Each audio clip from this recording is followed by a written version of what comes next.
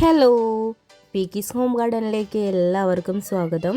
ഈ നീല നിറത്തിലിരിക്കുന്ന ബേസ് ഏതാണെന്ന് നിങ്ങൾക്ക് മനസ്സിലായോ? ഇത് കൂളിംഗ് മിന്റിന്റെ സോപ്പ് ബേസ് ആണ്. നമ്മൾ തലവേദനയൊക്കെ ആയിട്ട് വിക്സ് ഒക്കെ പരട്ടിയിട്ടുണ്ടെങ്കിൽ, അതേപോലെ വിക്സിന്റെ മിഠായി ഒക്കെ കഴിച്ചിട്ടുണ്ടെങ്കിൽ ഒരു തണവ് ഉണ്ടാവില്ലേ, ഒരു തരിപ്പോ ഒരു തണവോ ഒക്കെ ഉണ്ടാവില്ലേ, അതേപോലെയാണ് ഈ കൂളിംഗ് മിന്റിന്റെ സോപ്പ് ഉപയോഗിക്കുമ്പോൾ നമുക്ക് ഉണ്ടാവുക. കുളി കഴിഞ്ഞിട്ട് ഒരു ഇത്തിരി നേരം നല്ല തണവായിരിക്കും.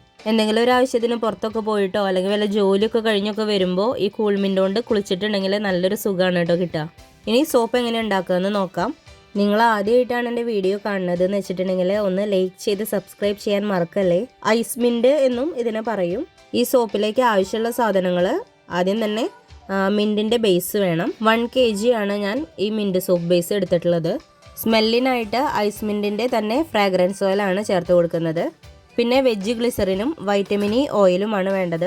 പിന്നെ ഇതിലേക്ക് ആഡ് ചെയ്ത് കൊടുക്കുന്നത് അലോവേരയുടെ ജെല്ലാണ്. സോപ്പ് ബേസ് ചെറുതാക്കി കട്ട് ചെയ്തിട്ട് അത് ഡബിൾ ബോയിലിങ്ങിന് വെച്ചിട്ടുണ്ട്. ചെറുതാക്കി കട്ട് ചെയ്തത് വേഗം തന്നെ മെൽറ്റായി കിട്ടാൻ വേണ്ടിയിട്ടാണ്. അപ്പോൾ അത് മെൽറ്റായിട്ട് വരുമ്പോഴേക്കും നമുക്കതിലേക്ക് വേണ്ട ബാക്കി കാര്യങ്ങൾ ചെയ്തെടുക്കാം. ഞാനതിനായിട്ട് ഒരു വെയിറ്റ് മെഷീൻ വെച്ചിട്ടുണ്ട്. അതിലേക്ക് ഒരു ഗ്ലാസ് ബൗൾ വെച്ചിട്ടുണ്ടായിരുന്നു. അത് 0 ആക്കിയിട്ടാണ് അതിലേക്ക് ബാക്കിയുള്ള കാര്യങ്ങൾ ചെയ്ത് കൊടുക്കുന്നത്.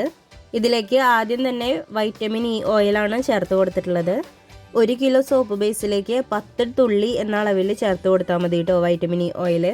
പിന്നെ ചേർത്തത് വെജ് ഗ്ലിസറിനാണ്. അത് ഒരു 2 സ്പൂൺ നിറയെ ഒഴിച്ചു കൊടുക്കാം. പിന്നെ ചേർത്ത് കൊടുക്കുന്നത് അലോവേരയുടെ ജെല്ലാണ്. സാധാരണ സോപ്പ് ബേസിലേക്ക്, അതായത് ഇപ്പോൾ ഗ്ലിസറിൻ ബേസ് ആണെങ്കിലും അൾട്രാ വൈറ്റ് സോപ്പ് ബേസ് ആണെങ്കിലും അതിലേക്കൊക്കെ നമുക്ക് 50 ഗ്രാം അളവിൽ ജ്യൂസോ അല്ലെങ്കിൽ അതിലേക്ക് ഏതാണ് പൗഡറോ എന്താണെന്ന് വെച്ചാലും അതിലേക്ക് 50 ഗ്രാമാണ് ചേർത്ത് കൊടുക്കുക. പക്ഷേ ഈ ഐസ് മിൻറ്റിൻ്റെ ഈ സോപ്പ് ബേസിലേക്ക് അങ്ങനെ എല്ലാതും ചേർത്ത് കൊടുക്കേണ്ട അത്ര അധികം അളവിൽ ചേർത്ത് കൊടുക്കേണ്ട ആവശ്യമില്ല. അതെന്താ അങ്ങനെ പറയണമെന്ന് വെച്ചിട്ടുണ്ടെങ്കിൽ ഈ ബേസിൽ ഈ മിൻറ്റിൻ്റെ എല്ലാ ജ്യൂസും എല്ലാ കാര്യങ്ങളും ചേർത്തിട്ട് അതിലുള്ള ഒരു സോപ്പിലേക്ക് വേണ്ട എല്ലാ കാര്യങ്ങളും ചേർത്തിട്ടാണ് ഈ ബേസ് അവർ തയ്യാറാക്കി തന്നിട്ടുള്ളത്. അപ്പോൾ 20 ml ആണ് അല്ലെങ്കിൽ 20 ഗ്രാമാണ് ഈ കൂൾമിൻറ്റിൻ്റെ സോപ്പ് ബേസിലേക്ക് എക്സ്ട്രാ നമ്മൾ ആഡ് ചെയ്ത് കൊടുക്കേണ്ട ആവശ്യമുള്ളൂ. 20 ഗ്രാമിനേക്കാളും കൂടുതൽ നമ്മൾ അതിലേക്ക് എന്തെങ്കിലും ആഡ് ചെയ്ത് കൊടുത്തിട്ടുണ്ടെങ്കിൽ അത് സെറ്റായി കിട്ടില്ല. അതുമാത്രമല്ല ഈ ബേസിന് ഒരു എണ്ണമയം പോലെ ഇത്തിരി കൂടുതലാണ്. ഈ ബേസ് ഓൾറെഡി മേടിക്കുമ്പോൾ തന്നെ അതിനൊരു എണ്ണമയം പോലെയാണ് ഉണ്ടാവുക. അതിൻ്റെ കൂടെ ഇനി വേറെ വല്ലതുകൂടിയും അളവിനും വിട്ട് ചേർത്ത് കൊടുത്തിട്ടുണ്ടെങ്കിൽ അത് ടൈറ്റായി കിട്ടില്ല.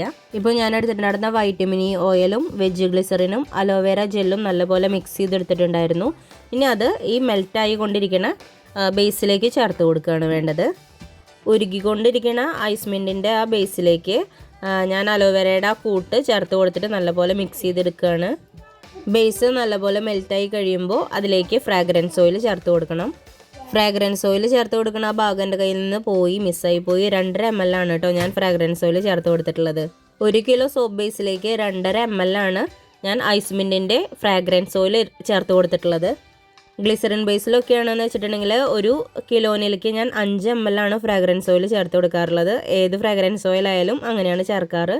പക്ഷേ ഈ കൂൾമിൻറ്റിലേക്ക് 2.5 ml ചേർത്തത് എന്താ വെച്ചിട്ടുണ്ടെങ്കിൽ ഓൾറെഡി ഈ ബേസിന് ഒരു സ്മെല്ലുണ്ട്. അപ്പോൾ അതിൻ്റെ കൂട്ടത്തിൽ ഫ്രാഗ്രൻസ് ഓയിൽ സെപ്പറേറ്റ് നമ്മൾ ചേർത്ത് കൊടുക്കുമ്പോൾ ഒരു വല്ലാത്തൊരു മണമാവണ്ടെന്ന് വെച്ചിട്ടാണ് ഞാൻ 2.5 ml ചേർത്ത് കൊടുത്തത്. നിങ്ങൾക്ക് നല്ല ഒരു സ്മെല്ലാണ് കൂടുതൽ ഇഷ്ടമാണെന്ന് വെച്ചിട്ടുണ്ടെങ്കിൽ അത്രയും ചേർത്ത് കൊടുക്കുന്നതുകൊണ്ട് കുഴപ്പമൊന്നുമില്ല. പക്ഷേ എല്ലാം കൂടിയിട്ട് 20 ml പാടുള്ളൂ കേട്ടോ.